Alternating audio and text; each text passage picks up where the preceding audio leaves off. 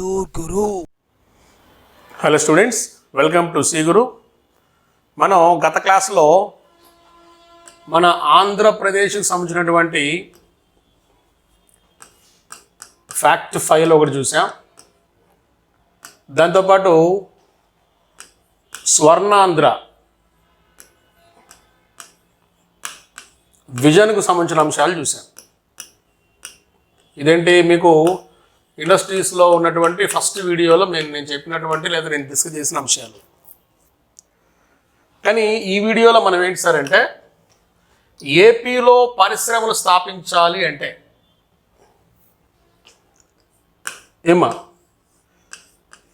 ఏపీలో పరిశ్రమల స్థాపనకు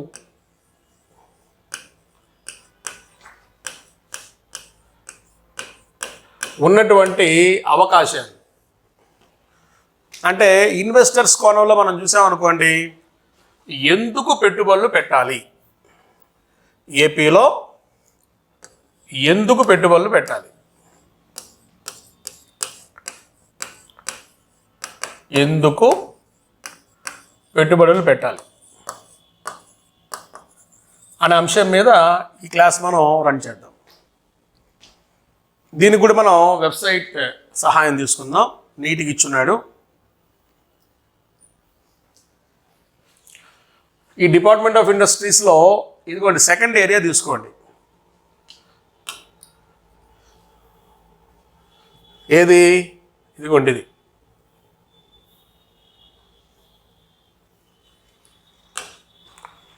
వై ఇన్వెస్ట్ ఇన్ ఆంధ్రప్రదేశ్. ఇప్పుడు నేను చెప్పబోతున్నది ఇదే. ఎందుకు పెట్టాలి అంటే, మన ఏపీ యొక్క క్యాపబిలిటీ కావచ్చు, లేదా ఏపీలో ఉన్నటువంటి రిసోర్సెస్, వీటి గురించి మనం చదువుకోవాల్సి వస్తుంది. ఇప్పుడు వై ఇన్వెస్ట్ ఏపీ అన్నప్పుడు ఇక్కడ మీరు డిస్కస్ చేసే అంశాలు ఇదిగోండి, ఇవి చేస్తారు. ఏంటి? ఫిజికల్ ఇన్ఫ్రాస్ట్రక్చర్ అంటే భౌతిక పరమైన అవస్థాపన సౌకర్యాలు. రెండు, స్కిల్ బిల్డింగ్ అంటే నైపుణ్య అభివృద్ధి ఆంధ్రప్రదేశ్లో ఏ విధంగా ప్రభుత్వం డెవలప్ చేస్తూ ఉన్నది. అంటే ఏంటి? రిసోర్సెస్, హ్యూమన్ రిసోర్సెస్ అంటే మానవ వనరులను ఏ విధంగా సమాయత్తం చేస్తూ ఉన్నదని. అలానే సోషల్ అండ్ అర్బన్ ఇన్ఫ్రాస్ట్రక్చర్, సామాజిక పరమైన పట్టణపరమైనటువంటి అవస్థాపన సౌకర్యాలు ఏ విధంగా మెయింటైన్ చేస్తూ ఉంది మన ఆంధ్రప్రదేశ్. అంటే ఇప్పుడు కావచ్చు, భవిష్యత్తులో కావచ్చు, ఎటువంటి హామీ ఇవ్వనుంది అనేది. అంటే సింపుల్గా మనం మాట్లాడుకుంటే, ఒకడు డబ్బు తీసుకొని మన రాష్ట్రానికి వస్తే, వాడు డబ్బు తీసుకొచ్చినా మన క్వశ్చన్ అడుగుతున్నాడు, ఏమని? మీ రాష్ట్రానికి నేను ఎందుకు తీసుకురావాలి? గుజరాత్ వెళ్ళొచ్చు కదా, మహారాష్ట్ర వెళ్ళొచ్చు కదా, తమిళనాడు వెళ్ళొచ్చు కదా, సో స్టేట్కి వెళ్ళొచ్చు కదా, నీకే ఎందుకు రావాలన్నప్పుడు మనం చెప్పుకున్నటువంటి లేదా మనం ఇచ్చినటువంటి ఒక క్లారిఫికేషన్ అనమాట. ఇదిగో మా దగ్గర ఈ సౌకర్యాలు ఉన్నాయి, నువ్వు వస్తే నువ్వు లాభాలు గడించవచ్చు. సేమ్ టైంలో నువ్వు లాభాలు గడించడం వల్ల ఏమవుతుంది? ఆటోమేటిక్గా మా ప్రాంతాలలో ఏంటి, సౌకర్యాలు పెరుగుతాయి. ఈ సౌకర్యాలతో పాటు ఇక్కడ ప్రజలకు ఏమి లభిస్తుంది? ఉపాధి లభిస్తుంది. ఈ ఉపాధి కూడా రెండు రకాలుగా ఉంటుంది మనకి, ప్రత్యక్ష ఉపాధి, పరోక్ష ఉపాధి. ఆటోమేటిక్గా ఈ సౌకర్యాలు, ఈ ఉపాధి ఆటోమేటిక్గా ఉన్నప్పుడు జీవన ప్రమాణాలు పెరుగుతాయి. ఆ ప్రాంతం ఆర్థికంగా బలోపేతంగా మారిపోతుంది. అంటే ఇవన్నీ మనం డిస్కస్ చేస్తాం. దాంట్లో ఫస్ట్ వన్ ఇది తీసుకుందాం. ఏంటి? ఫిజికల్ ఇన్ఫ్రాస్ట్రక్చర్ తీసుకుందాం. అంటే భౌతిక పరమైనటువంటి అవస్థాపన సౌకర్యాలు ఏమున్నాయండి. వాడు మీకు ఇక్కడ చూపించింది ఏంటి సార్ అంటే, మన ఆంధ్రప్రదేశ్లో ఉన్నటువంటి ఎయిర్పోర్ట్స్ వివరాలు, అలానే ఆంధ్రప్రదేశ్లో ఉన్నటువంటి వాటర్ లెవెల్ వివరాలు, ఆంధ్రప్రదేశ్లో ఉన్నటువంటి ఇతర రవాణా సౌకర్య సంబంధ వివరాలు, ఇవన్నీ ఒక గ్లాన్స్లో ఇచ్చాడమ్మా. ఇవన్నీ మనం ఇప్పుడు డిస్కస్ చేద్దాం. అయితే నేను మళ్ళీ మీకు సేవారంగా చెప్పాడు, ఇన్ డీటెయిల్గా చెప్తా ఎట్లాగో. ఇక్కడ మనం పరిశ్రమల టాపిక్లు ఉన్నాం కాబట్టి ఈ వెబ్సైట్లో ఏదైతే ఇచ్చాడో దాని ప్రకారం వెళ్దాం. ఎయిర్పోర్ట్స్, ఇక్కడ ఎయిర్పోర్ట్స్ కూడా ఎలా ఇచ్చాడు సార్ అంటే, జాగ్రత్త చూసుకోండి. ఇలా ఇచ్చాడు. ఇన్నున్నాయి. ఏంటవి?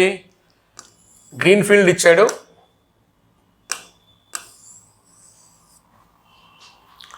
బ్రౌన్ ఫీల్డ్ ఇచ్చాడు, ఎగ్జిస్టింగ్ ఇచ్చాడు. అంటే ఆల్రెడీ ఉన్నవి ఏమా, అలానే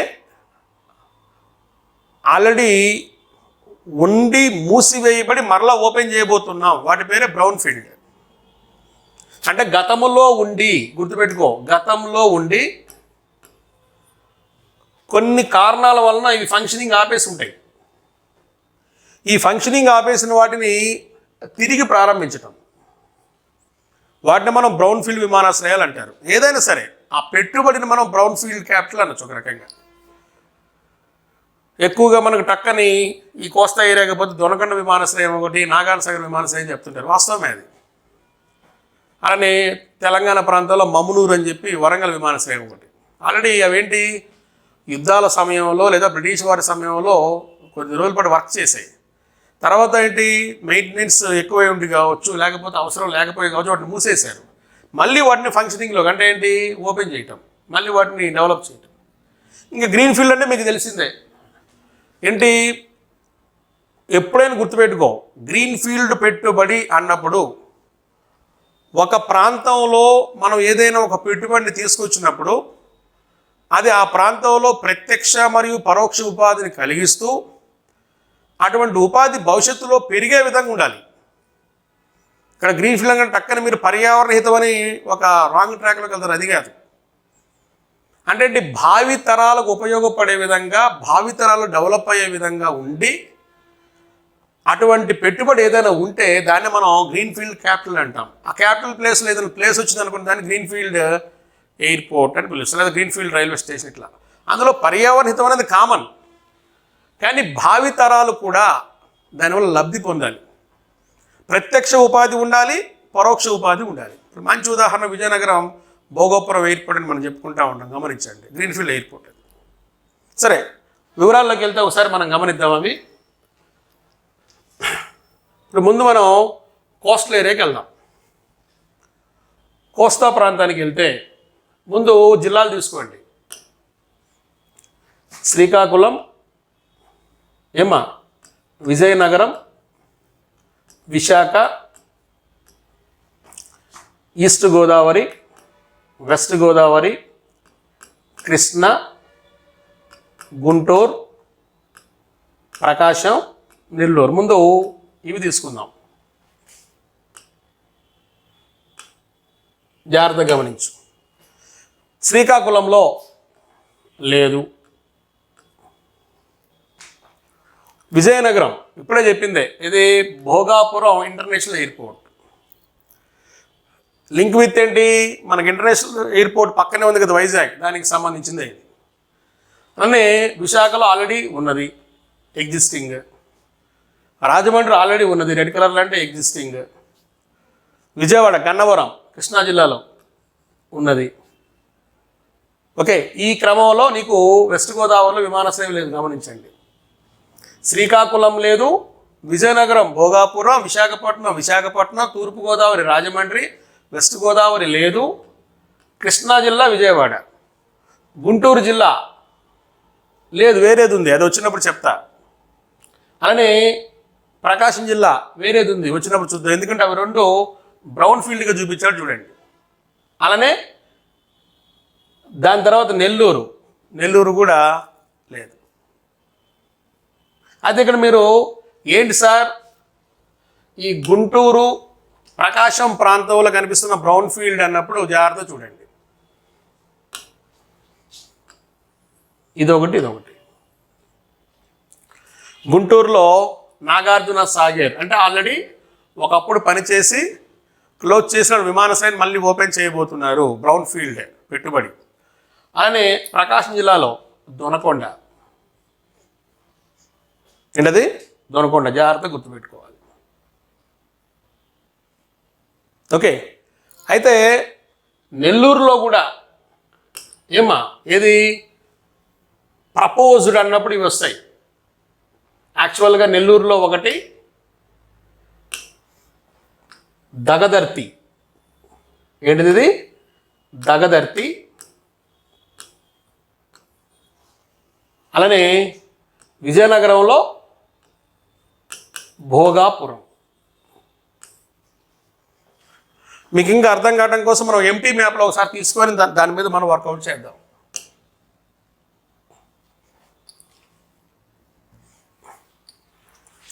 ఇప్పుడు ఆల్రెడీ ఉన్నవి తీసుకుందాం. ఉన్న విమానాశ్రయాలు కానీ మనం కానీ తీసుకున్నట్లయితే ఫస్ట్ ఆఫ్ ఆల్ ముందు ఆ డయాగ్రామ్ తీసుకోండి.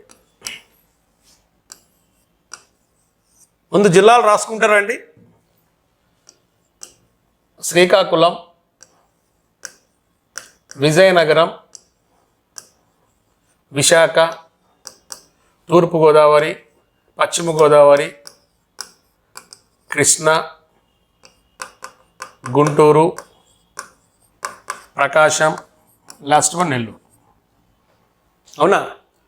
ఇందులో ఉన్నవి అంటున్నా. ఉన్నవి నేను కొద్దిగా వాడు చూపించినటువంటి దాని ప్రకారం తీసుకుందాం. ఏది?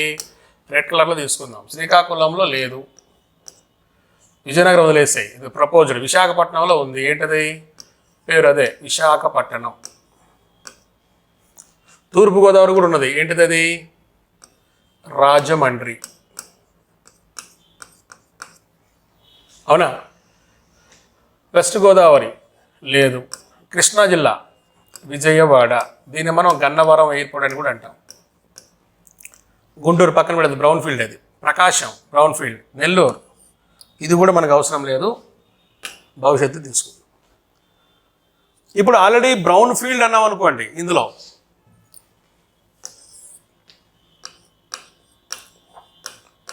బ్రౌన్ ఫీల్డ్ విమానాశ్రయాలు అన్నాం అనుకోండి, సింపుల్ చిన్న డయాగ్రామ్ తీసుకో, ఈజీగా ఉంటుంది. కోస్టల్ ఏరియాలో మనం తీసుకున్నప్పుడు బ్రౌన్ ఫీల్డ్ మనకేమొచ్చాయి? రెండు ప్రాంతాలు. ఒకటేమో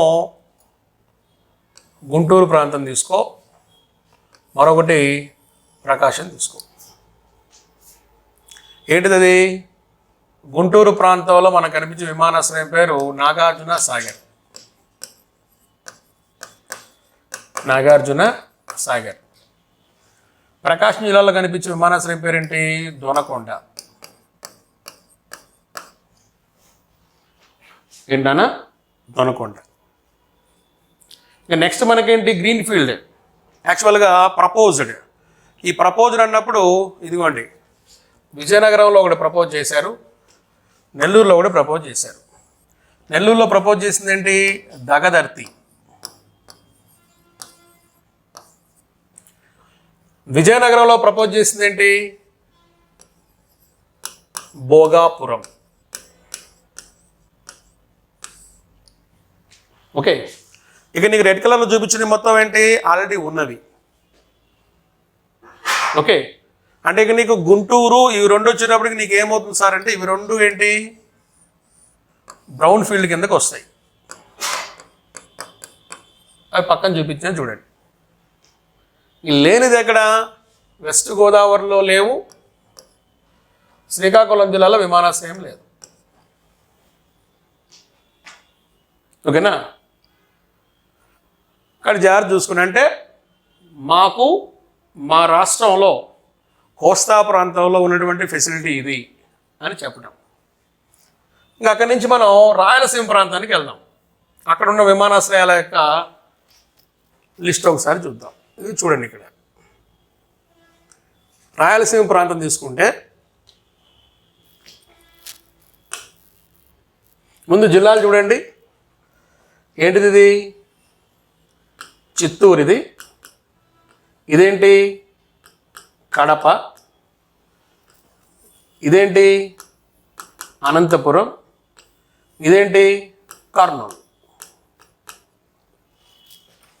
ఓకే, జాగ్రత్తగా గమనిస్తే ఏమ్మా, చిత్తూరులో ఆల్రెడీ ఎగ్జిస్టింగ్ అన్నప్పుడు ఇదిగోండి తిరుపతి ఒకటి ఉంది. కడపలో కడప ఒకటి ఉంది. అవునా? అలానే అనంతపురంలో ఇదిగోండి పుట్టపర్తి ఒకటి ఉంది. ఇంకా ప్రపోజ్డ్ అంటే గ్రీన్ ఫీల్డ్ విషయానికి వచ్చినప్పటికీ మీరు జాగ్రత్త చూస్తే ఇవి కనిపిస్తాయి.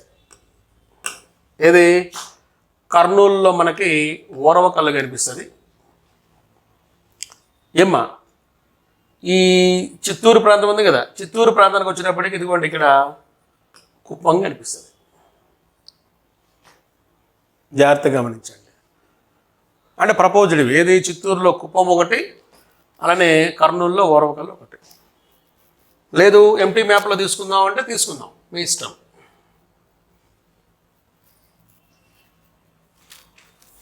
ఒకసారి చూడండి, రాయలసీమ ప్రాంతం కానీ మనం తీసుకున్నట్లయితే ఈ ఏరియాలో ముందు జిల్లాలు తీసుకోండి. ఇదేంటి, ఇది చిత్తూరు, ఇదేంటి అనంతపురం, ఇదేంటి కర్నూలు, ఈ లోపల ఉండేదేంటి కడప, వైఎస్ఆర్ కడప. అవునా? ఉన్నవి తీసుకుంటున్నా. ఫస్ట్ ఉన్నవి అన్నప్పుడు చిత్తూరులో ఏమున్నది, తిరుపతి అంటే రేణిగుంట విమానాశ్రయం. కడపలో ఏంటది, కడప విమానాశ్రయం.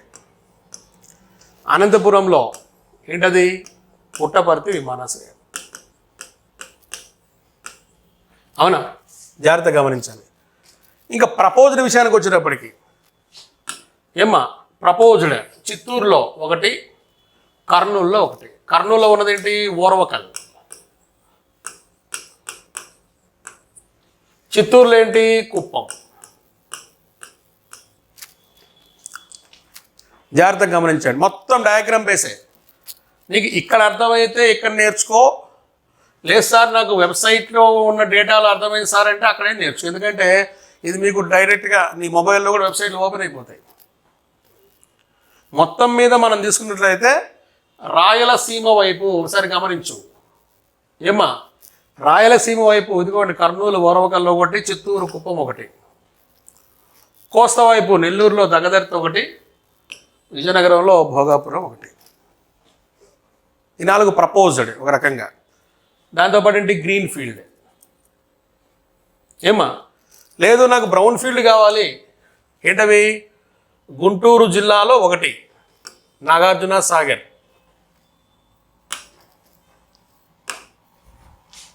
ఇదొకటి నాగార్జున సాగర్ గుంటూరు జిల్లాలో.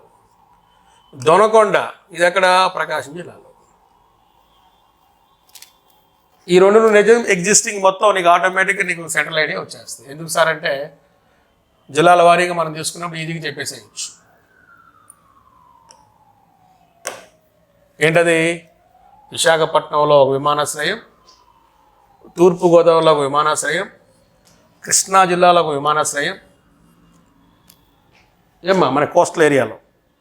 రాయలసీమకి వచ్చినప్పటికీ తిరుపతిలో ఒక విమానాశ్రయం, కడపలో ఒక విమానాశ్రయం, అనంతపురంలో ఒక విమానాశ్రయం.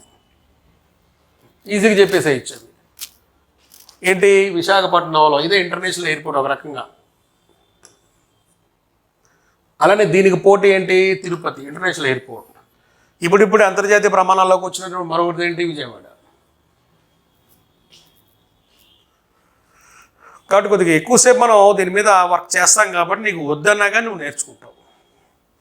కాకపోతే కొంతమందికి ఏంటంటే ఇట్లా గజిబిజిగా మ్యాప్లో ఉంటే అక్కడ నేర్చుకోలేరు కాబట్టి నేను ఎంటీ మ్యాప్స్ కూడా చెప్పాను. ఎంటీ మ్యాప్స్ ప్రకారం నేర్చుకునే ఇబ్బంది ఏం లేదు. నెక్స్ట్ ఇంకోటి, ఈ భోగాపురం విమానాశ్రయం ఉంది కదా, దీనికి సంబంధించినటువంటి ప్రత్యేకతలు చూడండి. అంటే ఎట్లాగూ పక్కనే విశాఖపట్నం ఉంది, ఇక్కడ విజయనగరాన్ని పక్కనే. భోగాపురం కానీ డెవలప్ చేస్తే వాళ్ళు చెప్పినటువంటి లేదా వాళ్ళు పెట్టుకున్నటువంటి టార్గెట్స్కి జాగ్రత్తగా గమనిస్తే చూడండి. Mega aerotropolis to be developed as India's gateways to Asia Pacific. ఏమ్మా గుర్తుపెట్టుకోండి, దగ్గర 2150 హెక్టార్స్లో దీన్ని డెవలప్ చేస్తున్నారు. Gateway of Asia Pacific అమ్మ, ఏషియా పసిఫిక్. వైజాగ్ డెవలప్ అవ్వాలి అంటే ఖచ్చితంగా వైజాగ్కి సహాయకారికి ఏముండాలి, భోగాపురం ఉండాలి. ఓకే, అలానే ఏవియేషన్ లింక్డ్ మ్యానుఫ్యాక్చరింగ్ యూనిట్ అంటే ఇక్కడ తయారీ యూనిట్లు కూడా ఏంటి విమాన లేదా విహంగ విడిభాగాలకు సంబంధించినటువంటి తయారీలు కూడా స్టార్ట్ చేయబోతున్నారు. ఓకే, అదే ఎంఆర్ఓ ఫెసిలిటీ అంటాం. అలానే R&D centre, education centre, aviation education అను, ట్రైనింగ్ ఫెసిలిటీ, ఇవన్నీ రాబోతున్నాయి ఈ ప్రాంతంలో. అంటే మన స్వర్ణాంధ్ర విజన్ చెప్పుకోవడం ఒక ముఖ్య విషయం కాదు, గొప్ప విషయం కాదు. అది గొప్ప విషయంగా మనం భావించాలంటే దానికి తగ్గ ఏర్పాట్లు కూడా చేయాలి. ఆ ఏర్పాట్లు ఏది భోగాపురం ఎయిర్పోర్ట్ కానీ ఏర్పాటు చేయగలిగితే, ఇక్కడ చూడండి జాగ్రత్తగా మీరు రేపు నెట్లో చూసి నేర్చుకునేటప్పుడు కూడా ఇదిగోండి విశాఖపట్నం ప్రాముఖ్యత ఇలా పెరుగుతుంది. ఫలితం ఏంటి? ఇవి రెండు విశాఖపట్నం కావచ్చు, భోగాపురం కావచ్చు, ఇవి రెండు ఏంటి అంతర్జాతీయ ప్రాముఖ్యతను సంపాదించుకుంటే ఆటోమేటిక్గా gate way to the Asia Pacific మారిపోతుంది. ఇది ఇన్వెస్టర్స్కి మనం చూపించినటువంటి ఒక కళ. ఇది నిజం చేసుకోవాలి అంటే మీరు కానీ మా దగ్గర పెట్టుబడులు కానీ పెట్టగలిగితే ఇదిగో ఇన్ని అవకాశాలు ఉన్నాయి. నెక్స్ట్ అలానే మనకి 974 కిలోమీటర్ల పొడవైన తీరరేఖ ఉంది. ఇది ఉండటం వల్ల మనకి ప్లస్ ఏం సార్ అంటే కావలసినంత కార్గో అంటే ఏంటి? సరుకులను మనం సముద్ర మార్గం ద్వారా దిగుమతి చేసుకోవచ్చు, సముద్ర మార్గం ద్వారా ఎగుమతి చేసుకోవచ్చు. కానీ ఇది మనకు చాలా ఇంపార్టెంట్. కాబట్టి ఎక్కడెక్కడ ఓడర్ లెవెల్ ఫెసిలిటీ ఉన్నది ఇది కూడా మనం జాగ్రత్త చూసుకోవాలి. ఓకే, ఇక్కడ బ్లూ కలర్లో మీకు చూపించిన ఆపరేషన్ అంటే నడుస్తూ ఉన్నవి, అలానే గ్రీన్ కలర్లో చూపించినవి అండర్ డెవలప్మెంట్లో ఉన్నవి, రెడ్ కలర్లో చూపించిన ప్రపోజ్డ్. అంటే ఆ కలర్ చూసి నువ్వు పైన ఉన్న కలర్కి దీనికి ఇచ్చినటువంటి వివరణ చూసి టక్కని స్టిక్ అని అవ్వద్దు, ఒక్కోదానికి ఒక్కో రకంగా రాశాడు. అంటే ఇక్కడ ఇచ్చారు చూడండి, ఆపరేషనల్ పోర్ట్స్ ఆల్రెడీ మనకి ఎన్ని ఉన్నాయి? 6 ఉన్నాయి ప్రజెంట్ మనకి అందుబాటులో ఉన్నవి. అంటే కోస్టల్ లైన్స్ మొత్తం మనం తీసుకున్నట్లయితే ప్రజెంట్ ఆపరేషనల్ పోర్ట్స్ నడుస్తున్న పోర్ట్స్ ఇవి మనకి. ఓకే, జాగ్రత్తగా మనం గమనించాలి. ముందు జిల్లాలు తీసుకోండి. ఇక్కడ ఇది శ్రీకాకుళం, ఇది విజయనగరం, ఇది విశాఖపట్నం, ఇది ఈస్ట్ గోదావరి, ఇది వెస్ట్ గోదావరి, కృష్ణా, గుంటూరు, ప్రకాశం, నెల్లూరు. ఏమ్మా ముందు మనం ప్రపోజ్డ్ తీసుకుందాం. ప్రపోజ్డ్ అంటున్నా ఆపరేషనల్ తీసుకుందాం, నడుస్తున్నవి ఏమిటి అని. ఆపరేషనల్ తీసుకుంటే గమనించండి, విశాఖపట్నంలో 2 చూపించాడు. ఏమ్మా తూర్పుగోదావరిలో 3 చూపించాడు, నెల్లూరులో 1 చూపించాడు. అంటే వీడు చూపించిన దాని ప్రకారం విశాఖపట్నంలో చూపించింది ఏంటి? 2. ఒకటేమో అంతర్జాతీయ ఓడరేవ్ 1 చూపించాడు, 1 స్థానిక ఓడరేవ్ చూపించాడు. అంతర్జాతీయ ఓడరేవ్ పేరేంటి? విశాఖ. స్థానిక ఓడరేవ్ ఏంటి? గంగవరం. పోయినసారి మీకు ఎగ్జామ్లో వచ్చింది, ఆంధ్రప్రదేశ్లో ఏ ఓడరేవును ఎకో ఫ్రెండ్లీ పోర్టుగా పిలుస్తారని చెప్పి. ఆన్సర్ ఏంటి? గంగవరం. కావాలంటే మీరు ప్రీవియస్ బిట్ చూసుకోవచ్చు. All weather port, eco friendly పోర్టుగా గంగవరానికి గుర్తింపు ఉంది. వైజాగ్ ప్రత్యేకత ఏంటి? ఇది ఇంటర్నేషనల్ స్టేటస్ కలిగినది, దేశంలో లోతైన అంతర్జాతీయ ఓడరేవు. ఇది గుర్తుపెట్టుకో. ఇక్కడ లోతైన అనే దాని మీద మిమ్మల్ని ఇబ్బంది పెట్టచ్చు. భారతదేశంలో లోతైన ఓడరేవు ఏంటి? గంగవరం. అదేంటి సార్ వైజాగ్ అన్నారు కదా, వస్తున్న పాయింట్కి గుర్తుపెట్టుకోండి. లోతైన అని అన్న వెంటనే నువ్వు టెంప్ట్ అయ్యి ఆన్సర్ పెట్టద్దు. లోతైన అనే దాని పక్కన అంతర్జాతీయ అని పెట్టాడా, లేకపోతే నేరుగా లోతైన డైరెక్ట్గా అడిగేసాడా అనేది నువ్వు చూసుకో. ఏమ్మా లోతైన అని అంతర్జాతీయ అని అడిగితే ఆన్సర్ విశాఖ, లోతైన అని డైరెక్ట్గా అంతర్జాతీయ అనే పదం వాడకపోతే ఆన్సర్ గంగరేవు లేదా గంగవరం. ఓకే, అంటే బిట్టు చదివేటటువంటి ఓపిక కూడా మనకు ఉండాలి. భారతదేశంలో లోతైన నాకు తెలుసులే వైజాగ్ అని పెడితే కష్టం. భారతదేశంలో లోతైన ఓడరేవు అడిగాడా, లోతైన అంతర్జాతీయ ఓడరేవు అడిగాడా చూసుకో. ఓకే, మామూలుగా తూర్పు తీరంలో సహజ ఓడరేవుగా దేని గురించి చెప్తారు? విశాఖ గురించి చెప్తారు. సహజ ఓడరేవు, కానీ యాక్చువల్గా అంతర్జాతీయ ఓడరేవు. ఇంకోటి కూడా ఉంది విశాఖ ఓడరేవు. ఏంటి? తూర్పు తీరంలో అతి సురక్షితమైనటువంటి అంతర్జాతీయ ఓడరేవుగా దేనికి గుర్తింపు ఉంది? విశాఖ. కానీ వైజాగ్ పోర్టుకి సహాయంగా ఏర్పాటు చేసినటువంటి ఒక చిన్న ఓడరేవు గంగవరం, కానీ చాలా ర్యాపిడ్గా గ్రోత్లోకి వచ్చేసింది అది. అందుకే దాన్ని all weather port, eco friendly ఇప్పుడు, అంటే ఏ కాలంలో అయినా పనిచేసే విధంగా ఆల్ వెదర్, పర్యావరణ హితమైన ఎకో ఫ్రెండ్లీ. వైఎస్ఆర్ కాలంలో చాలా ర్యాపిడ్గా దీన్ని డెవలప్ చేయడం జరిగింది. అందుకే ఇప్పుడు ప్రజెంట్ అది మనకేంటి ఆపరేషనల్ రన్నింగ్లో ఉంది. ఇంకా అక్కడి నుంచి కాకినాడ రంగాలు మనకి చాలా ఉన్నాయి. కానీ కాకినాడలో మిమ్మల్ని ఏం తీసుకోమంటున్నాను? జాగ్రత్త చూడండి. ఇక్కడ తూర్పుగోదావరి జిల్లాకు వచ్చేటప్పటికి 3 ఇచ్చాడు. Kakinada deep water port, Kakinada anchorage port, అలానే రవ్వ పోర్ట్. ఏది ప్రజెంట్ నడుస్తూ ఉన్నవి? Kakinada deep water, Kakinada anchorage, రవ్వ. గుర్తుపెట్టుకు. మళ్ళీ వెస్ట్ గోదావరి పోతే పేరు కూడా మారిపోతుంది, నర్సాపూర్ ఓడరేవు. అది తూర్పుగోదావరి ఉన్నప్పుడు ఈ రెండే చూపించాడు. ఇందాక విశాఖ అన్నప్పుడు ఏం చేసాం మనం? విశాఖపట్నం ఓడరేవు, గంగవరం ఓడరేవు. మామూలుగా జియోగ్రఫీలో భాగంగా చెప్పి దశని లిస్ట్ చెప్పేస్తా, కానీ ఈ కోణంలో మనం చెప్పుకోం. ఇది ఆపరేషనల్ పోర్ట్స్ ఏమున్నాయండి. నెక్స్ట్ దక్షిణ కోస్తాకు వచ్చినప్పుడు మీకు ఆపరేషనల్ పోర్ట్ ఒక్క కృష్ణపట్నం ఒకటి ఉంది. ఎక్కడది? నెల్లూరు జిల్లాలో ఉంది కృష్ణపట్నం పోర్ట్. ఓకే. లేదు సార్ నాకు ఇక్కడ కన్ఫ్యూజన్గా ఉంది, నేను సపరేట్గా బయట నేర్చుకుంటానంటే పద మనం బోర్డు మీదకి వెళ్ళి నేర్చుకుందాం. ఇక్కడ తీసేసుకో. ఏంటి? ఆపరేషనల్ పోర్ట్స్ అంటే ఇప్పుడు ప్రజెంట్ ఏపీ ఇండస్ట్రీస్ పరంగా రన్నింగ్లో ఉన్నటువంటి, అంటే ఏంటి, పారిశ్రామిక అవసరాలకి ఉపయోగిస్తున్న ఓడరేవులు అన్నప్పుడు తీసుకో. ఇక్కడ ఇలా మనం తీసుకున్నప్పుడు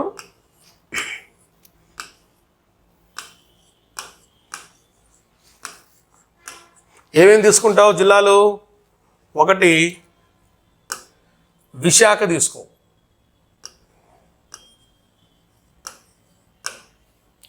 2 తూర్పుగోదావరి తీసుకో, 3 నెల్లూరు ప్రాంతం తీసుకో. ఓకే. నెల్లూరులో ఉన్నటువంటి ఓడరేవు ఏంటి చెప్పండి? నెల్లూరులో కృష్ణపట్టణం.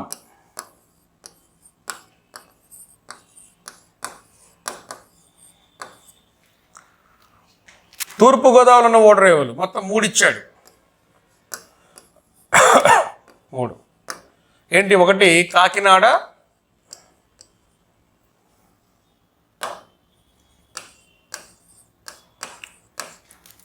డీప్ వాటర్ పోర్ట్,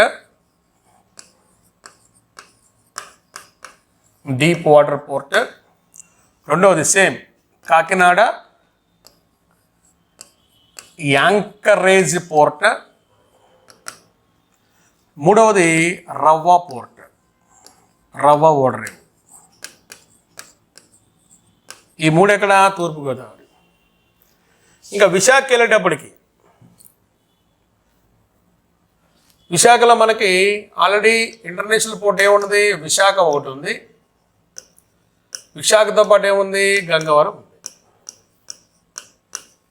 కాబట్టి ఏపీలో ఉన్నటువంటి ప్రముఖ ఆపరేషనల్ పోర్ట్స్ ఏది డిపార్ట్మెంట్ ఆఫ్ ఇండస్ట్రీస్ ప్రకారం మనం తీసుకుంటే విశాఖపట్నంలో 2,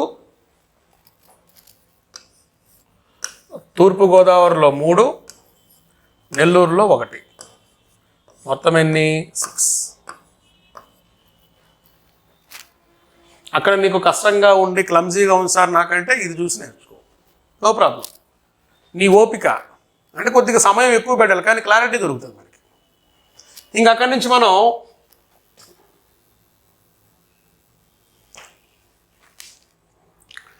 అండర్ డెవలప్మెంట్లోకి వెళ్దాం. ఒక్కటే ఉంది అంటే ఆల్రెడీ ఎప్పటి నుంచో ఉన్నది, అది పురాతనమైన ఓడరేవు. ఇది ఏది? ఇదిగోండి, ఇది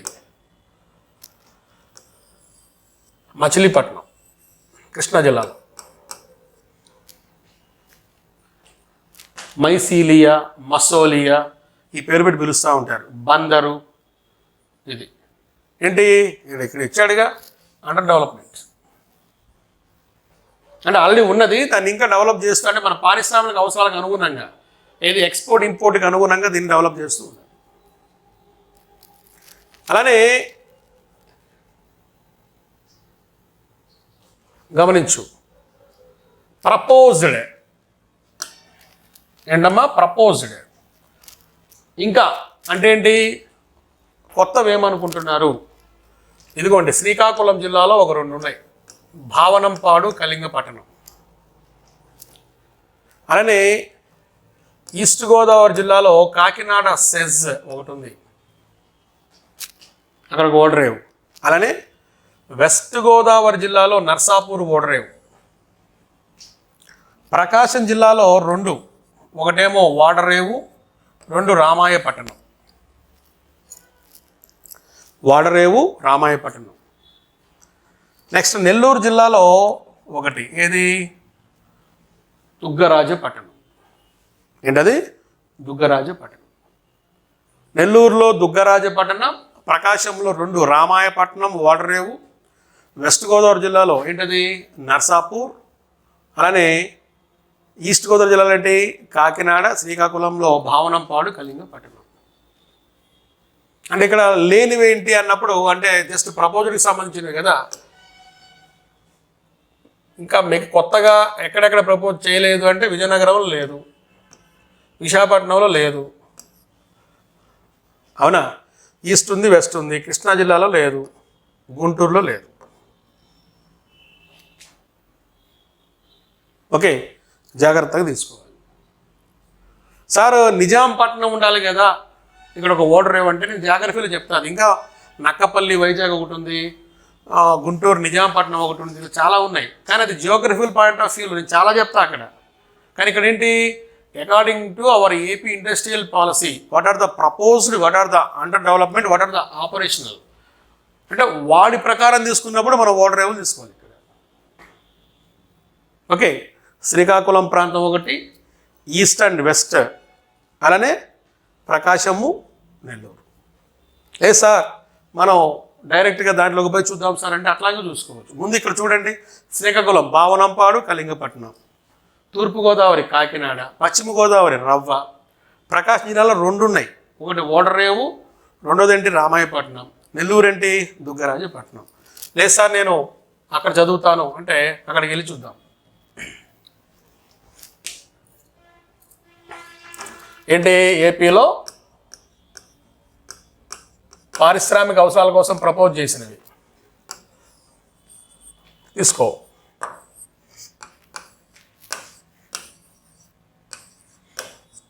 ముందు జిల్లాలు ప్లేస్ చేయి. శ్రీకాకుళం ఒక జిల్లా తీసుకో. నెక్స్ట్ ఏంటి తూర్పుగోదావరి, నెక్స్ట్ పశ్చిమ గోదావరి, ఆ నెక్స్ట్ ప్రకాశం, ఆ తర్వాత నెల్లూరు. నోట్ చేయి. శ్రీకాకుళం ప్రాంతంలో అన్నప్పుడు మనకి 2 వచ్చాయి. ఏంటి ఒకటి భావనంపాడు, రెండవది ఏంటి కళింగపట్నం. కళింగపట్నం అవునా. అదే తూర్పుగోదావరిలో ఏంటది కాకినాడ. దేనికి సంబంధించింది ఇది సెజ్కి సంబంధించింది. అనే వెస్ట్ గోదావరిలో ఏంటి నర్సాపూర్.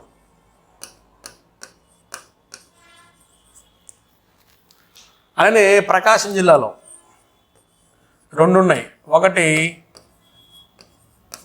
వాడరేవు, రెండవది ఏంటి రామాయపట్నం. అలానే నెల్లూరులో దుగ్గరాజపట్నం. దుగ్గరాజపట్నం. అంటే ఈ క్రమంలో ఇంకా ప్రపోజ్డ్ అంటే మనం అండర్ డెవలప్మెంట్లో ఒక్కటే ఉంది కదా, అది కృష్ణా జిల్లాలో. సపరేట్ తీసుకో. ఇక్కడ ఏంటిది ఇది? మచిలీపట్నం.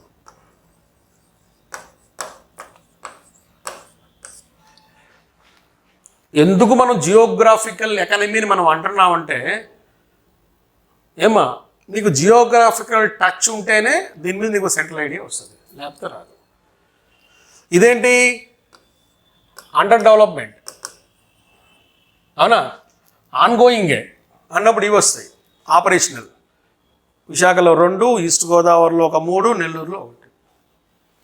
ఓకే, నువ్వు ఇక్కడ చూసి చదువుకున్నా ఒకటే. ఏమ్మా నా ప్రకారం ఎంటీ మ్యాప్స్ తీసుకుని దాని ప్రకారం చదువుకున్నా ఒకటే. ఓకే, ఫస్ట్ ఆఫ్ ఆల్ నీకేం రావాలి? సబ్జెక్ట్ రావాలి. ఓకే, కానీ జాగ్రత్త చూసుకోవాలి. ఇదేంటి? ఫిజికల్ ఇన్ఫ్రాస్ట్రక్చర్లో మన ఏపీ తీరరేఖను బేస్ చేసుకొని మనకున్నటువంటి అంతర్జాతీయ ఓడరేవుల పరంగా ఎగుమతి దిగుమతి సౌకర్యాల వివరాలు. ఓకే, జాగ్రత్త చూడాలి. ఇక నెక్స్ట్ వీటితో పాటు ఇంకా మనం తీసుకుంటే గమనించాడు ఏమున్నాయి ఇక్కడ? జాగ్రత్త చూడు. రైల్ నెట్వర్క్ 7,040 కిలోమీటర్లు. ఇది ఇంకా అప్డేట్ నేను మీకు ఎట్లాగో సేవారంగంలో రైల్వే చెప్పినప్పుడు చెప్తాను. అలానే నేషనల్ వాటర్ వేస్ 888 888 కిలోమీటర్లు. అంటే టక్కన మనకి గుర్తు రావాల్సింది ఏంటి సార్ అంటే NW4. ఈ వివరాలు మీకు సేవారంగంలో మళ్ళీ చెప్తాను నేను మీకు. ఓకే, అంతఃస్థలీయ జల రవాణాకు సంబంధించి జాతీయ జల రహదారులు మనకు అందుబాటులో ఉన్నవి. ఓకే, అలానే తీరరేఖ పరంగా అలానే మనం చదివిందే కదా సెకండ్ లాంగెస్ట్. అలానే రోడ్ నెట్వర్క్ పరంగా 46,000 కిలోమీటర్ల మొత్తం రోడ్లు ఉంటే అందులో ఇది మీకు కనపడకపోవచ్చు, నేను ఇక్కడ రాస్తున్నాను, 4,300 కిలోమీటర్ల పొడవైనటువంటి జాతీయ రహదారులు, నేషనల్ హైవేస్ నెట్వర్క్. ఏమ్మా ఇది కూడా ఏంటి? ఈ ఫిజికల్ ఇన్ఫ్రాస్ట్రక్చర్కి సంబంధించిందే. అంతర్జాతీయ స్థాయి అన్నప్పుడు వీటితో పాటు వాడు ఏం చేశాడు? వీటిని ఇంకొద్దిగా మంచిగా చూపించుకున్నాడు. వీటిని ఓడరేవుల వివరాలను, అలానే విమానాశ్రయ వివరాలు. కాబట్టి ఒక రకంగా వాయు రవాణా, ఏమా జల రవాణా, రైల్వే రవాణా, రోడ్డు రవాణా మొత్తం చెప్పేసినట్టే కదా. కానీ నీకు పక్క సేవారంగం ఓపెన్ చేసినప్పుడు మళ్ళీ నేను నీటికి చెప్తాను. మళ్ళీ జాతీయ రహదారులు, రాష్ట్ర రహదారులు, జిల్లా రహదారులు, గ్రామీణ రహదారులు, ఆ డెన్సిటీ లెవెల్స్ ఏ విధంగా ఉన్నాయి, మళ్ళీ అక్కడ ఏపీఎస్ఆర్టీసీ వివరాలు ఏం చదువుతారు. మళ్ళీ జల రవాణాలో షిప్పింగ్ కార్పొరేషన్ ఆఫ్ ఇండియా గురించి చదువుకుంటాం మనం. అలానే అంతర్జాతీయ స్థాయి ఓడరేవులు ఏంటి, మాధ్యమిక స్థాయి ఓడరేవులు ఏంటి, సాధారణ ఓడరేవులు ఏంటి చదువుకుంటాం. మళ్ళీ జాతీయ జల రహదారులు ఏం చూసుకుంటాం. మళ్ళీ ఇక్కడికి వచ్చినప్పుడు రైల్వేస్ జస్ట్ ఇక్కడ చెప్పి వదిలేశాడు. కానీ అక్కడ అట్లా కాదు. దక్షిణ రైల్వేకి సంబంధించిన ఏంటి, దక్షిణ మధ్య రైల్వేకి సంబంధించిన ఏంటి, ఈస్ట్ కోస్ట్ సంబంధించిన ఏంటి, ఈ మధ్య రీసెంట్గా సౌత్ కోస్ట్ కూడా ఒకటి వచ్చింది కదా మనకి, ఇది విజయవాడకి సంబంధించి, ఇది విశాఖపట్నం సంబంధించి, అదేంటి అవి కూడా చూస్తాం. అంటే ఇక్కడ జస్ట్ మనం ఈ టాపిక్ని టచ్ చేసుకునే క్రమంలో వాడు ఇచ్చింది వదలకుండా మనం వెళ్తున్నాం. This is our APIs physical infrastructure. మళ్ళీ జాగ్రత్త చూసుకోండి. డిపార్ట్మెంట్ ఆఫ్ ఇండస్ట్రీస్ ప్రకారము రైల్ నెట్వర్క్ 740 కిలోమీటర్లు. అలానే జాతీయ జల రహదారుల పొడవు 888 కిలోమీటర్, 888 కిలోమీటర్స్. అలానే రోడ్ నెట్వర్క్ తీసుకుని 46,000 కిలోమీటర్లు. ఇందులో ఏమా జాతీయ రహదారులకు సంబంధించి ఎంత? 4,300 కిలోమీటర్ల పొడవు. అలానే తీరరేఖ పొడవు ఎంత? 974th second longest Coast line in our India అని చెప్తున్నాడు. జాగ్రత్త చూసుకోవాలి. ఓకే, ఇది మనకి వై ఇన్వెస్ట్ ఏపీ అని నువ్వు చదువుకునే క్రమంలో మన ఆంధ్రప్రదేశ్లో కనిపిస్తున్నటువంటి ఫిజికల్ ఇన్ఫ్రాస్ట్రక్చర్ వాటి యొక్క వివరాలు. ఓకే, నెక్స్ట్ అక్కడి నుంచి మనం రెండవ చూడండి. స్కిల్ బిల్డింగ్ విషయానికి వస్తే అంటే నైపుణ్య అభివృద్ధి కోసం ఆంధ్రప్రదేశ్లో ఏర్పాటు చేసినవి ఏమిటి? ఇవి కానీ తీసుకుంటే గమనించండి.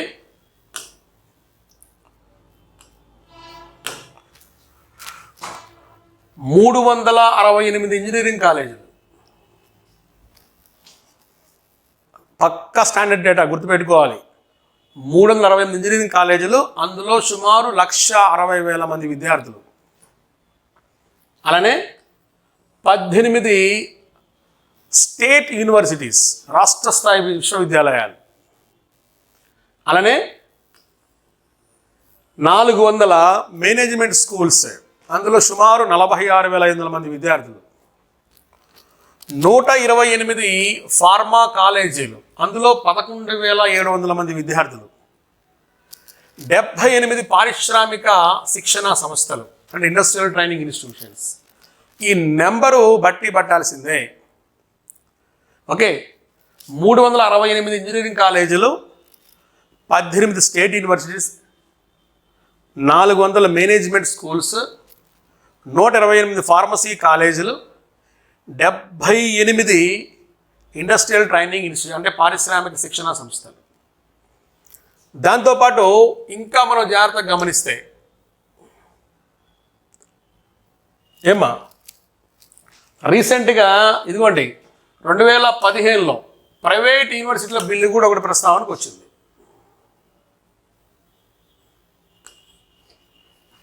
ఇంకా లోపలికి వెళ్ళి మనం అంత డెప్త్ చదవాల్సిన అవసరం లేదు, గుర్తుపెట్టుకోండి.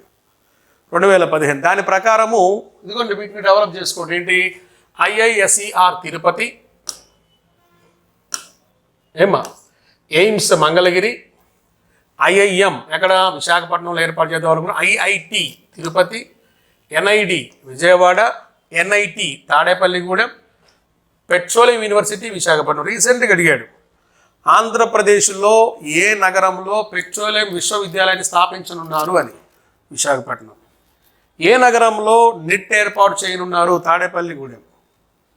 అంటే ఏ ప్రాంతం అంటే వెస్ట్ గోదావరి ప్రాంతం. తాడేపల్లిగూడెం అనగానే మీకు ఆంధ్రప్రదేశ్లో ఉన్న ఏకైక ఉద్యానవన విశ్వవిద్యాలయం కనిపిస్తుంది ఇక్కడ. ఓకే, అలానే IIM Indian Institute of Management ఎక్కడ? Visakhapatnam. IIT Tirupati, NID Vijayawada, AIIMS Mangalagiri. యాక్చువల్గా ప్రధాన కార్యాలయం ఎక్కడ? మనకు ఢిల్లీ అంటాం కదా, మంగళగిరిలో ఏర్పాటు చేయడం. IISER తిరుపతి. అంటే దీని ద్వారా ఏంటి? నైపుణ్యత కలిగినటువంటి విద్యార్థులను, అది ఏ సెక్టర్లో అయినా సరే, మెయిన్ మనకేంటి engineering sector, pharma sector, business sector. ఒక ప్రాంతం డెవలప్ కావాలనుకున్నప్పుడు వీళ్ళకి ఖచ్చితంగా మనకు అవసరం. అంటే వ్యవసాయ రంగంతో పాటు పారిశ్రామిక రంగాన్ని కూడా బలోపేతం చేయటానికి మనం అనుసరించిన వ్యూహాలు అన్నమాట. ఈ క్రమంలో ఏంటి? Energy, logistics, sports, petroleum, water resources, aquaculture అన్నిట్లో దృష్టి పెట్టడానికి ఏపీ ప్రభుత్వం చేసిన ప్రయత్నాలు ఇవి. ఎన్ని ఒక ఎత్తు అయితే, ఇంకా మూడవది ఏంటి గమనించు, సోషల్ అర్బన్ ఇన్ఫ్రాస్ట్రక్చర్. అంటే సామాజిక పరమైన, నాగరిక పరమైన, అంటే ఒక రకంగా పట్టణాల అభివృద్ధికి సంబంధించిన అవస్థాపన సౌకర్యాలు ఏ విధంగా ఏర్పాటు చేయనున్నారు. ఇదిగోండి ఇక్కడ మీరు గమనించండి, 3 ఇంటర్నేషనల్ స్కూల్స్ ఎక్కడ? విశాఖపట్నంలో ఒకటి, నెల్లూరులో ఒకటి, తిరుపతిలో ఒకటి ఏర్పాటు చేయనున్నారు. అంతర్జాతీయ స్థాయి ప్రమాణాలు కలిగినటువంటి విద్యాలయాలు అంటే స్కూల్స్ ఎక్కడ? విశాఖపట్నం, నెల్లూరు, తిరుపతి. అలానే ఇంటిగ్రేటెడ్ స్పోర్ట్స్ కాంప్లెక్స్లు, అలానే దానికి సంబంధించిన అనుసంధానించినటువంటి చిన్న చిన్న శిక్షణ ప్రాంతాలు ఎక్కడ? విశాఖపట్నం, అమరావతి, తిరుపతి. అంటే మీరు జాగ్రత్తగా గమనించండి, స్టేట్ క్యాపిటల్తో పాటు మన గత ప్రభుత్వం ప్రకటించిన 2 టైర్ సిటీస్ కొన్ని ఉన్నాయి, అలా లార్జెస్ట్ సిటీస్ ఉన్నాయి. వాటిని కూడా డెవలప్ చేసేది తిరుపతి ఒకటి, విశాఖపట్నం, మన రాజధాని ప్రాంతం అమరావతి. అలానే ప్రధాన నగరాలలో 18 హోల్ గోల్ఫ్ కోర్ట్స్ అన్నమాట, అంటే గోల్ఫ్ కేంద్రాలు. అలానే Amaravati to host national games 2019 జాతీయ క్రీడలకు ఆతిథ్యం ఇచ్చే ప్రాంతంగా అమరావతిని ఏర్పాటు చేయటం ఆల్రెడీ జరిగిపోయింది. అలానే 10,000 packs convention centres plan in Visakhapatnam. ఎన్ని లోపలికి వెళ్తే మీకే తెలుస్తుందమ్మా. ఏంటి సార్ అంటే, ఏరోనాటికల్కి సంబంధించినటువంటి విభాగాల్లోకి మీరు వెళ్తే మిషన్ కంట్రోల్ ఫెసిలిటీ సెంటర్స్ కానీ, విడిభాగాల విహంగా అంటే విహంగ భాగాలు ఉంటాయి కదా, వాటిని తయారీ కేంద్రాలు కానీ అవన్నీ మనకు ఆల్రెడీ భోగాపురం ప్రాంతాన్ని ఎన్నుకోవడం జరిగింది కాబట్టి విశాఖపట్నంలోనే దీన్ని ఏర్పాటు చేసే విధంగా. అలానే వేస్ట్ టు ఎనర్జీ, చెత్త నుంచి విద్యుత్తును తయారు చేసినటువంటి విద్యుత్ ఉత్పత్తి కేంద్రాల్లో అన్ని జిల్లాల్లో ఏర్పాటు చేసే విధంగా ప్లాన్ చేయటం. అలానే 10,000 కిలోమీటర్ల బీచ్ కారిడార్ ప్లాన్ చేయటం. యాక్చువల్గా మనకి కోస్టల్ లైన్ ఎంత ఉంది, 974 ఉంది కాబట్టి దీనికి దగ్గర నెంబరే 1000. అంటే 1000 కిలోమీటర్ల పొడవైనటువంటి బీచ్ కారిడార్ అంటే ఏంటి, పర్యాటక రంగాన్ని డెవలప్ చేయటం. అంతకుముందు చంద్రబాబు నాయుడు ప్రభుత్వానికి గత చంద్రబాబు నాయుడు ప్రభుత్వానికి తేడా మీరు గమనించవచ్చు. మీరు బీచ్ ఫెస్టివల్స్ కూడా నడిచాయి మనకు ఒకప్పుడు. ఏది మన వైఎస్ఆర్ రాకముందు, జగన్ గారు రాకముందు నడిచాయి. ఏంటి స్వభావానికి విరుద్ధంగా మనోడు వెళ్తున్నాడు ఏంటి సార్ అంటే, మనం ఏంటి సేవా రంగానికి సంబంధించినటువంటి అంశాల మీద ఎక్కువ దృష్టి పెట్టాము. దాంతోపాటు పారిశ్రామిక ప్రగతి అంటే దానివల్లనే హాస్పిటాలిటీ అనే అర్థం వచ్చే విధంగా ఏపీని సన్ రైజ్ స్టేట్గా మనం ప్రకటించుకుంది. అంటే ఇక్కడ అర్థం ఏంటి, వ్యక్తుల యొక్క విద్యా ప్రమాణాలు పెంచాలి, విద్యార్థుల యొక్క భవిష్యత్ అవకాశాలను కూడా పెంచాలి. దీనికోసం అంతర్జాతీయ ప్రమాణాలతో రకరకాల సంస్థలు మనం తీసుకురాగలిగితేనే నువ్వు అనుకున్నటువంటి పారిశ్రామిక ప్రగతి సత్వరంగా భారతదేశానికి వస్తుంది, భారతదేశంతో పాటు ఏపీకి వస్తుంది. ఏపీ మనం పెట్టుకున్న లక్ష్యాలు ఏంటి, 2 అంకెల వృద్ధి రేటు, 2022లో టాప్ 3 స్టేట్స్లో ఒకటి, 2029 నాటికి అభివృద్ధి చెందిన రాష్ట్రంగా మనం ఉండాలంటే ఇవన్నీ ఉండాలి. ఇన్ని పెట్టుకున్నాం సార్ అని ఒకటి చెప్తే అప్పుడు వాడు ఏదైనా డబ్బు తీస్తాడు, మనకి ఏపీలో డబ్బు పెట్టడానికి ప్రయత్నాలు చేస్తాడు. వై ఇన్వెస్ట్ ఏపీ అంటే ఇదే మరి. కానీ జాగ్రత్త మీరు గమనించాలి, ఏంటది ఫిజికల్ ఇన్ఫ్రాస్ట్రక్చర్ కానీ, స్కిల్ బిల్డింగ్ కానీ, సోషల్ అర్బన్ ఇన్ఫ్రాస్ట్రక్చర్ కానీ, అంటే ఎటు కూడా ఏది మన ఆంధ్రప్రదేశ్లో ఈచ్ అండ్ ఎవ్రీ సెక్టార్లో పెట్టుబడులను చూపించడానికి చేసే ప్రయత్నం ఇది.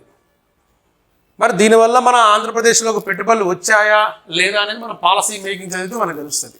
అంటే ఇవన్నీ చదువుకున్న తర్వాత ఏపీ పాలసీ మేకింగ్ చూసుకోవాలి. ఇప్పుడు ఇండియన్ పాలసీ మేకింగ్ ఎట్లాగో మీరు చదువుతారు, ఇండస్ట్రియల్ పాలసీ ఒకసారి చూడండి.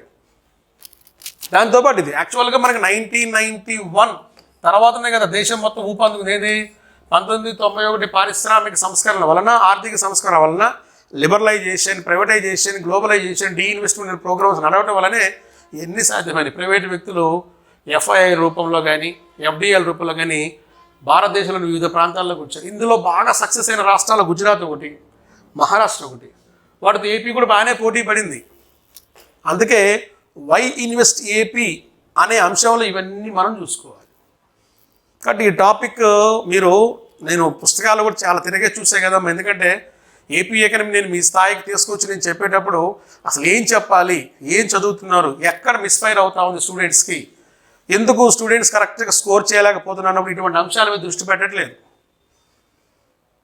బాబు ఇది పక్క అఫిషియల్ వెబ్సైట్ డేటా అన్నా కానీ నమ్మటం వల్ల ఇప్పుడు మీకైతే నమ్మకం కలుగుతుంది. కారణం ఏంటి, ఇది అఫిషియల్ డేటా, ఇది పూర్తిగా వెబ్సైట్ నేను తీసుకొని మీకు అందుబాటులో తీసుకొచ్చి మనం చెప్తున్నాం. ఇవన్నీ చదువుకున్న తర్వాత కదా ఆంధ్రప్రదేశ్ సంబంధించిన మిగతా వివరాలు వీటి మీద మనం చూసుకునేది.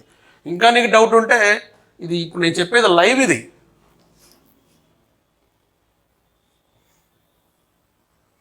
మొత్తం ఎన్ని పాలసీస్ కూడా మొత్తం మనం చదువుకుంటాం.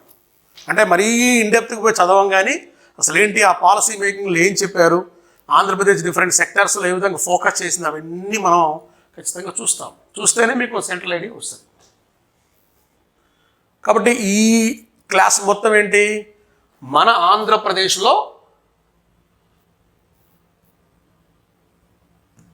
ఎందుకు పెట్టుబడులు పెట్టాలి, ఈ క్రమంలో మీరు బాగా దృష్టి పెట్టి చూడాల్సింది ఏంటి, ఫిజికల్ ఇన్ఫ్రాస్ట్రక్చర్ సంబంధించి ఎయిర్పోర్ట్స్ వివరాలు, అలానే దీంతోపాటు ఓడర్ లెవెల్ వివరాలు. అది కూడా ఏంటి మీకు ప్రపోజ్డ్ ఉన్నాయి, ఆన్గోయింగ్ ఉన్నాయి, అవునా. దాంతోపాటు బ్రౌన్ ఫీల్డ్ అని, గ్రీన్ ఫీల్డ్ అని రకరకాల అంశాల మీద కూడా మనం చర్చ చేసాం. ఇవన్నీ చూసుకున్న తర్వాత అప్పుడు మీరు వెబ్సైట్కి వెళ్ళి ఇవి కూడా చదువుకోండి. ఏంటి ఈ ఫిజికల్ ఇన్ఫ్రాస్ట్రక్చర్తో పాటు స్కిల్ బిల్డింగ్ సంబంధించినటువంటి ఆలోచనలు, సోషల్ అర్బన్ ఇన్ఫ్రాస్ట్రక్చర్ సంబంధించిన వివరాలు మళ్ళీ మళ్ళీ మీకు చెప్పాల్సిన అవసరం ఏం లేదు. కారణం ఏంటి, ఇది వీడియో కాబట్టి మీరు రిమైండ్ చేసుకొని కూడా మీరు చూసుకోవచ్చు. ఓకే, నెక్స్ట్ వీడియోలో మనం ఇంకా పరిశ్రమలు, వాటి రకాలు, వాటి విధానాలు ఉన్నాయి కదా, వాటి గురించి మనం చూద్దాం. ఇదైతే మాత్రం మన ఆంధ్రప్రదేశ్లో పెట్టుబడులు ఎందుకు పెట్టాలి అనే దాని మీద మనం చదివాం, గమనించండి. అది ఇంకా ఈ మధ్యకాలంలో మళ్ళీ కొత్త కొత్త ప్రోగ్రామ్స్ ఇది మీరు కావాలంటే ఇది చూసుకోవచ్చు. భారత్ నిర్మాణ్ లాగా మన ఏపీలో వైఎస్ఆర్ నిర్మాణం చెప్పి ఒక ప్రోగ్రాం పెట్టారు. ఏంటి, మొత్తం ఈ నిర్మాణ రంగం ఉంది కదా, ఈ మధ్య శాండ్ పాలసీస్, వీటి గురించి మీరు చూసే ఉంటారు. బాగా ఇసుక కష్టాలు చూస్తుంటారు మన భారతదేశంలో, ముఖ్యంగా మన ఆంధ్రప్రదేశ్లో. సిమెంట్ ప్రొక్యూర్మెంట్ గురించి కొన్ని జీవోస్ కూడా పాస్ చేసి వదిలేసింది ఏది గవర్నమెంట్. దానికి సంవత్సరం వివరాలు ఇవి. అంటే మిమ్మల్ని ఇవి అడక్కపోవచ్చులే కానీ చెప్తున్నా, కొత్త ప్రోగ్రామ్ ఇది, వైఎస్ఆర్ నిర్మాణ్, భారత్ నిర్మాణ్ లాగా. ఇవన్నీ మీకు ఇక్కడ దొరికిపోతాయి. ఓకే, కాబట్టి మన ఆంధ్రప్రదేశ్లో పెట్టుబడులు ఎందుకు తీసుకురావాలి, ఎందుకు పెట్టుబడులు పెట్టాలన్నప్పుడు మన ఆంధ్రప్రదేశ్ యొక్క క్యాపబిలిటీ గురించి చెప్పేదే ఏంటి ఈ టాపిక్. ఏది, why invest in our Andhra Pradesh అన్నప్పుడు. ఇవన్నీ ఇంకా మనం చాలా చదువుతాం. విద్యుత్ సంబంధించినటువంటి మౌలిక అంశాలు చదువుతాం, పరిశ్రమలకు సంబంధించినటువంటి అంశాలు చదువుతాం, ఖనిజాలకు సంబంధించిన అంశాలు చదువుతాం. అప్పుడు మన పరిశ్రమ అంటే ఏంటి, మళ్ళీ ఫ్యాక్టరీ అంటే ఏంటి, ఆ కార్మికుల వివరాలు, మళ్ళీ పారిశ్రామిక ఉత్పత్తి సూచీలు, ఇవన్నీ మనం చదువుకుంటాం. అప్పుడే మీకు దీని మీద ఒక సెంట్రల్ ఐడియా వస్తుంది. Okay, thank you so much.